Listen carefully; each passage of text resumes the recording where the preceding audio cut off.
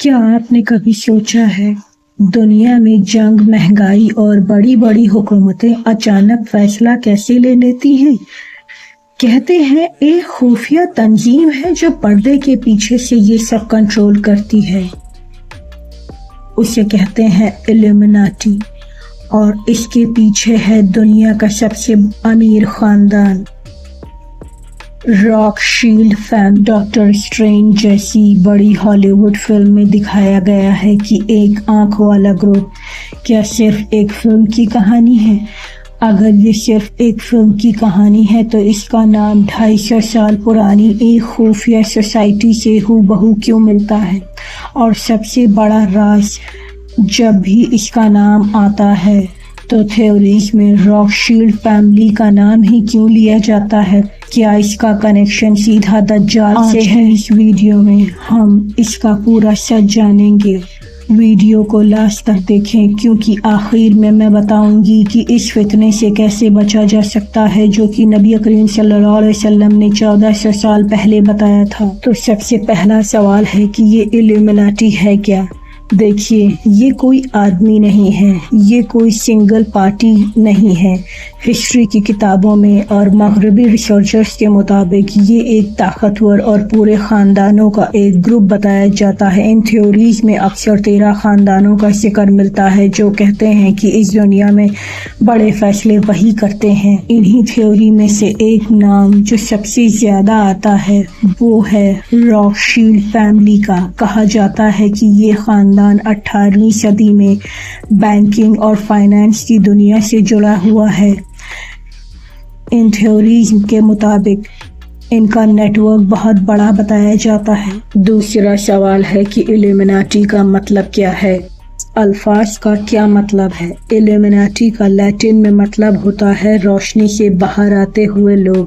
یہ لوگ کہتے ہیں کہ ہم لوگ دنیا کو اندھیرے سے نکال کر روشنی میں لا رہے ہیں، پر سوال یہ ہے کہ کون سی روشنی جو ہمیشہ رات کے اندھیرے میں چھپ کر پردے کے پیچھے کام کرتی ہے؟ تیسرا سوال ہے کہ یہ کب بنی؟ تاریخ بتاتی ہے کہ اس کی بنیاد 1 مئی 1776 کو براویا، جو کہ آج جرمنی کا حصہ ہے، وہاں ایڈم ویسہاپٹ نام کے ایک پروفیسر نے رکھی تھی۔ کون ہے یہ ایڈم ویسہاپٹ؟ یہ براویا یونیورسٹی میں قانون پڑھاتا تھا۔ وہ کہتا تھا دنیا کو پرانے مذہبی نظام سے نکال کر اپنے نئے اور اپنے بنائے ہوئے نظام پر چلانا، یعنی دین کو سائیڈ میں کر۔ بات ہمیں سوچنے پر مجبور کرتی ہے کیونکہ نبی کریم صلی اللہ علیہ وسلم نے 1400 سال پہلے ہی فرمایا تھا کہ آخرت سے پہلے ایک ایسا فتنہ آئے گا جو لوگوں کو دین سے دور کر دے گا۔ لیکن اصل سچ کیا ہے؟ ایک پروفیسر کے پاس اتنا پیسہ، اتنی طاقت کہاں سے آئی کہ پوری دنیا میں وہ اپنا نیٹ ورک پھیلا دے؟ یہاں تک کہ تھیوریز میں کہا جاتا ہے کہ اس وقت کے کچھ امیر خاندانوں نے اس کی مدد کی، اور انہی میں سے آتا ہے راک شیلڈ خاندان کا ذکر۔ یہ بھی کہا جاتا ہے کہ یہ پوری حقیقت نہیں ہے۔ چوتھا سوال یہ ہے کہ یہ آج کہاں ہے؟ اس کا ہیڈ کوارٹر کہاں ہے؟ کچھ لوگ کہتے ہیں کہ اس کا مرکز امریکہ میں ہے، کچھ کہتے ہیں یورپ میں ہے، اور کچھ ریسرچرز اس کا کنیکشن اسرائیل سے بنانے لگتے ہیں اور تھرڈ ٹیمپل سے جوڑتے ہیں۔ کہتے ہیں کہ وہاں نیو ورلڈ آرڈر کا پلان چل رہا ہے، اور یہاں پر اسلام سے اس کا سب سے بڑا اور خطرناک کنیکشن جڑتا ہے۔ آپ نے تمیم داری رضی اللہ تعالیٰ عنہ کی مشہور حدیث تو سنی ہوگی، جو صحیح مسلم میں ہے، جس میں انہوں نے ایک جزیرے پر لوہے کی زنجیروں میں جکڑے ہوئے ایک بھاری بھرکم شخص کو دیکھا، جس نے کہا تھا میں دجال ہوں اور میں عنقریب میں نکلوں گا۔ تو پھر ایلومیناٹی کا اصل ہیڈ کوارٹر کہاں ہے؟ کیا یہ وہی جزیرہ ہے؟ کیا یہ لوگ اسی کے حکم پر چلتے ہیں، اس کے آنے کا انتظار کر رہے ہیں اور اس کا راستہ صاف کر رہے ہیں؟ یہ تو اللہ بہتر جانتا ہے۔ پانچواں سوال یہ ہے کہ اس کا مقصد کیا ہے؟ یہ کیوں بنائی گئی ہے؟ تھیوریز کے مطابق اس کا ایک ہی مقصد بتایا جاتا ہے، جسے کہا جاتا ہے دی نیو ورلڈ آرڈر، یعنی کہ نیا عالمی نظام۔